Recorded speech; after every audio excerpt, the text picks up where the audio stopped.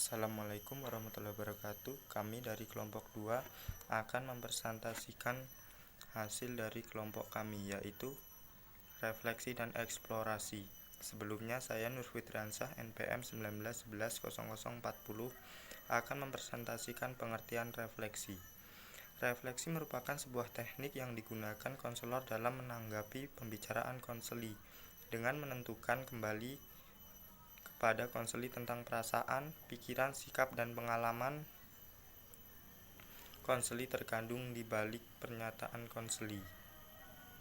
Secara lebih sederhana, refleksi dapat didefinisikan sebagai upaya konselor memperoleh informasi lebih mendalam tentang apa yang dirasakan oleh klien dengan cara memantulkan kembali perasaan.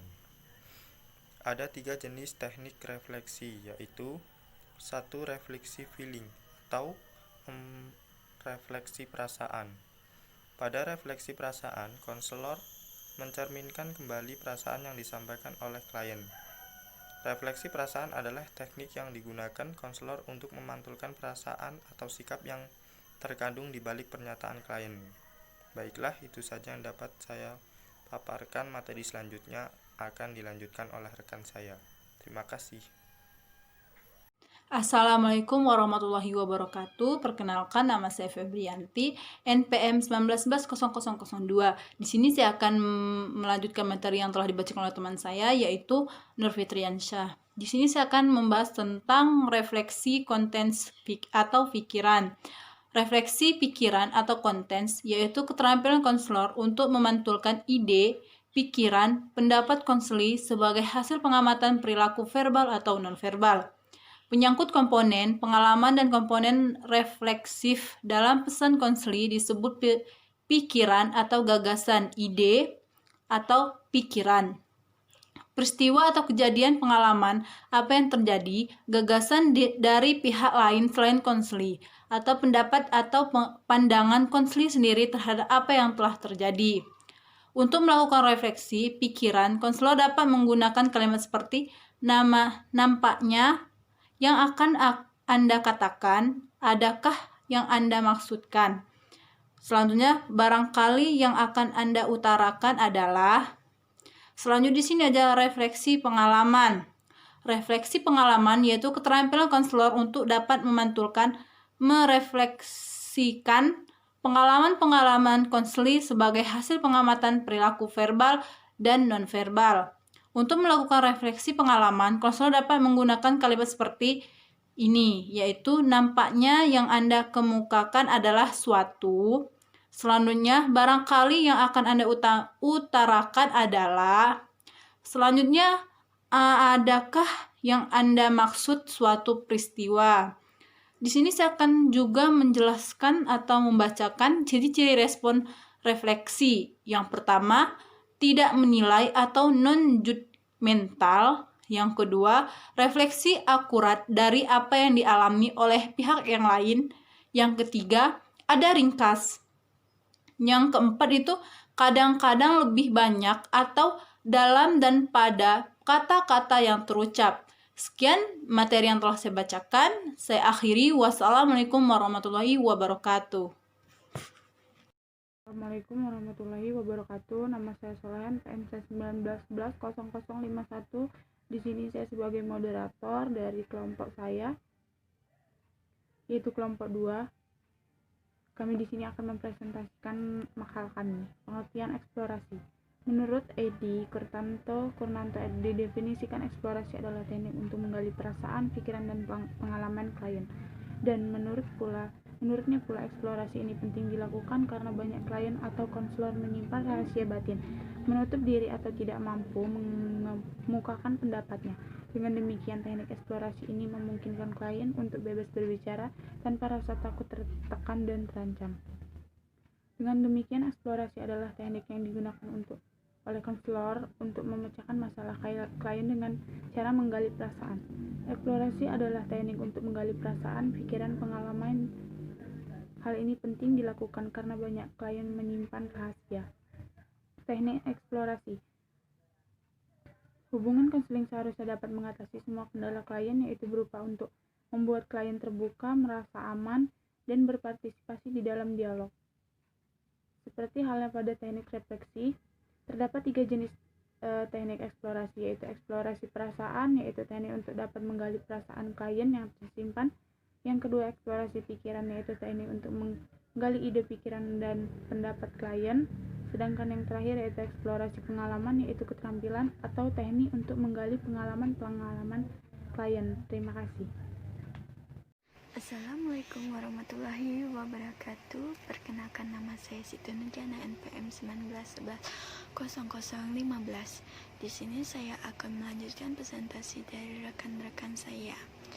Teknik eksplorasi memungkinkan klien untuk bebas berbicara tanpa rasa takut, tertekan, dan terancam. Sebagai refleksi eksplorasi ada 3 jenis, yaitu 1.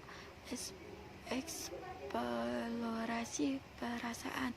Eksplorasi perasaan yaitu keterampilan konselor menggali perasaan klien yang tersimpan. Konselor dapat menggunakan kalimat-kalimat berikut ini untuk memulai keterampilan eksplorasi perasaan. Yang pertama, bisakah saudara menjelaskan bagaimana perasaan bingung yang Anda maksudkan? Lalu yang kedua, saya kira rasa sedih Anda begitu dalam peristiwa tersebut. Dapatkah Anda kemukakan perasaan Anda terlebih jauh? 2. Eksplorasi pengalaman. Eksplorasi pengalaman yaitu keterampilan konselor untuk menggali pengalaman yang dialami oleh klien. Contoh, saya terasa dengan pengalaman yang Anda lalui, namun saya ingin memahami lebih jauh tentang pengalaman tersebut dan pengaruh terhadap pendidikan Anda. 3. Eksplorasi pikiran. Eksplorasi pikiran adalah keterampilan konselor untuk menggali ide pikiran, terus dapat dan pendapatan klien dalam mengoperasikan keterampilan ini. Konselor dapat menggunakan kalimat berikut ini.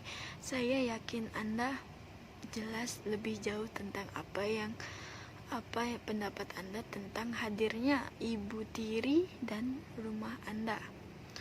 Yang kedua, saya kira pendapat Anda mengenai hal itu sangat baik sekali.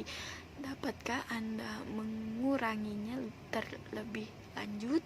Seorang konselor dapat dikatakan berhasil dalam mengeksplorasi kliennya atau dalam latihan mikronya jika 1. Calon konselor mampu berkomunikasi dengan klien dengan menggunakan kata atau kalimat yang dapat menggunakan perasaan, pikiran, dan pengalaman sehingga dengan jujur mengungkapkan secara dalam dan rinci. 2. Agar para calon konselor mampu membuat rasa aman terhadap diri klien sehingga terbuka, jujur, dan berpartisipasi dalam konseling. Jika yang dibahas di muka terhadap pada klien, maka kemungkinan besar konselor dapat berjalan dengan baik. Untuk konselor harus banyak berlatih agar dapat menggunakan atau eksplorasi klien agar terbuka dengan masalah yang dihadapinya. Seorang calon konselor harus banyak latihan untuk memberikan klien teknik eksplorasi ini klien, dan berikut adalah beberapa materi untuk dapat memberikan latihan dengan klien. 1. Latihan membuat kalimat-kalimat atau kata-kata mampu dikira menggali perasaan, pikiran, dan pengalaman klien. Misalnya dengan kata atau kalimat berikut ini.